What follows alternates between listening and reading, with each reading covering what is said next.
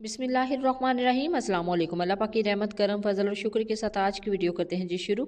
आज के इस वीडियो में हम बनाने जा रहे हैं बहुत ही जल्द और बहुत ही आसान तरीके से बनने वाला ब्रेकफास्ट।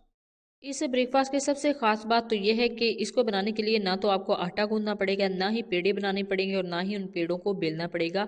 इन तमाम झंझटों के अलावा किस तरह आप बहुत ही परफेक्ट नाश्ता 10 मिनट के अंदर तैयार कर सकते हैं, ये सारे जो टिप्स एंड ट्रिक्स आपके साथ शेयर करेंगे आज की इस वीडियो में। सबसे पहले आपको बताएंगे कि ये जो ब्रेकफास्ट है, ये जो पराठे हैं वो हमने किस तरह बनाए हैं। सबसे पहले तो आप देख लें कि यहाँ पे मैंने एक प्लेन पराठा का जो पैकेट है वो बाय किया था चेज़अप मॉल से। वहाँ से ये पराठा का जो पैकेट है वो भी बाय किया था और इसके साथ ये आलू बुखारे की चटनी और जो क्रश पिकल है वो भी लिया था। तो इन्हीं पराठा की मदद से आप कोई एक रेसिपी बना सकते हैं। तो सबसे पहले हम बनाएंगे जी चाय ब्रेकफास्ट के लिए। तो चाय के लिए मैंने यहाँ पे 2 कप दूध लिया है और उसके अंदर 1 टीस्पून पत्ती जाएगी और 3 अदद सब्ज इलायची और 2 चम्मच चीनी।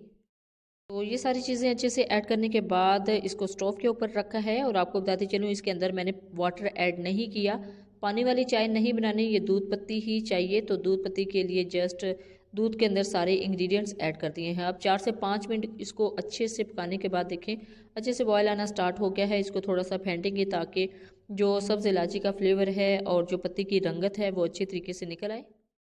चाय के अंदर अगर आप कोई और मसाला ज़्यादा ऐड करना चाहें जैसे अदरक का टुकड़ा, दालचीनी की स्टिक्स या फिर कुछ और, तो आप ऐड कर सकते हैं। लेकिन ब्रेकफास्ट में सिंपल चाय अच्छी लगती है, इसी वजह से जस्ट सब्ज़ इलायची इसके अंदर ऐड की थी।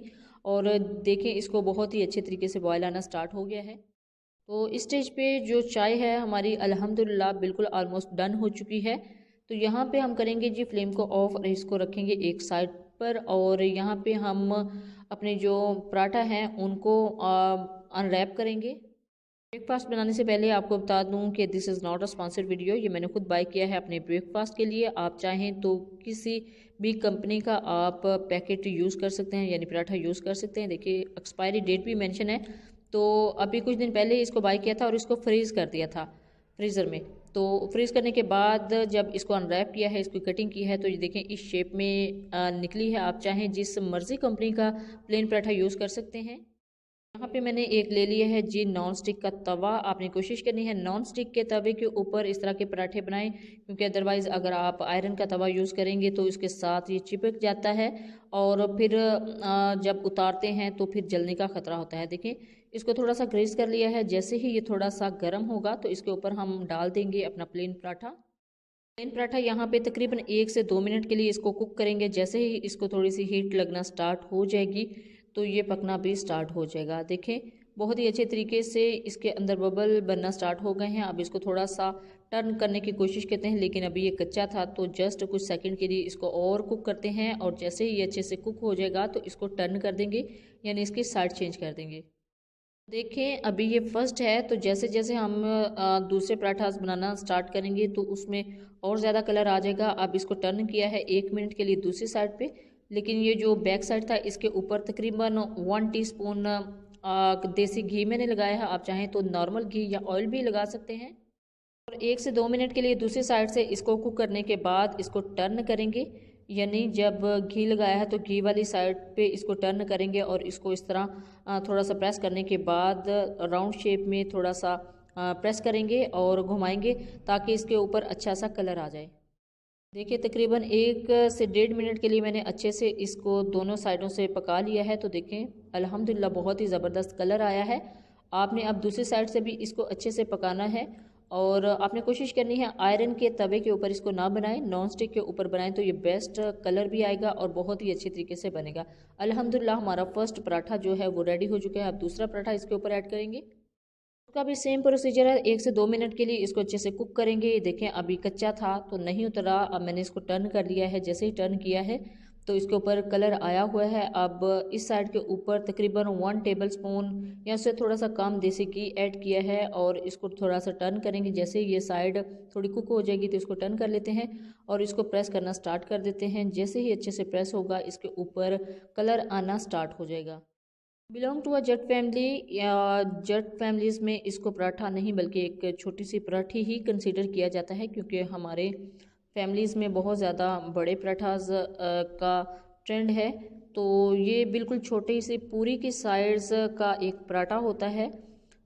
तो जैसे कि इसके ऊपर मेंशन है कि ये प्लेन पराठा है, तो इसी वजह से हमें भी इसको प्लेन पराठा ही बोलना पड़ता है। अगर हम इसको घर में बनाना चाहें यानी होममेड जो प्लेन पराठा है बनाएं, तो इसका साइज़ यकीनन इससे डबल होगा, बल्कि जितना तवा है इससे थोड़ा सा छोटा होगा।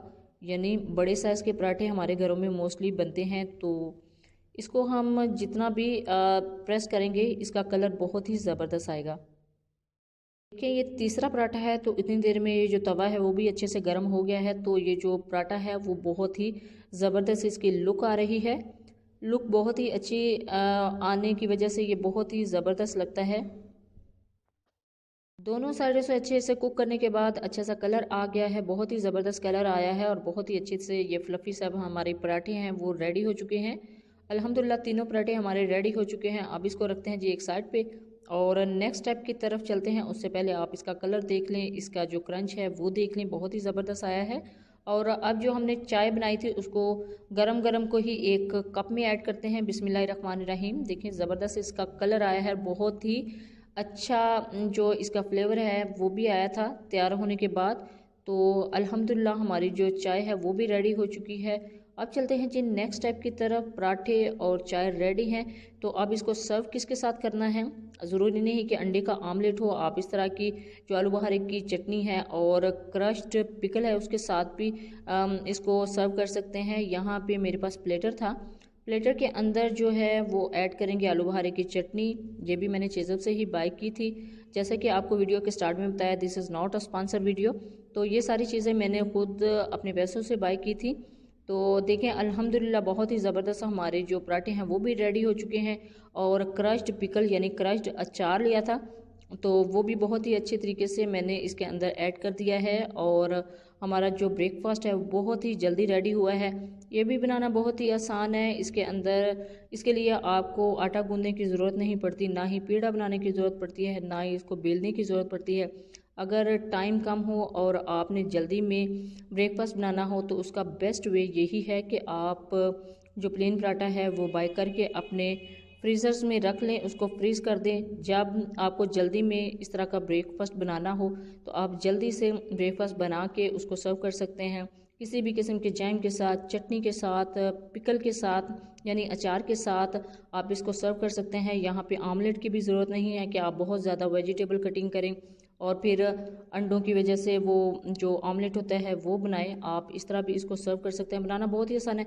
जब भी बनाएं अपना फीडबैक ज़रूर दीजिएगा, दुआओं में ज़रूर याद रखिएगा। अल्लाह हाफिज़। Thanks for watching.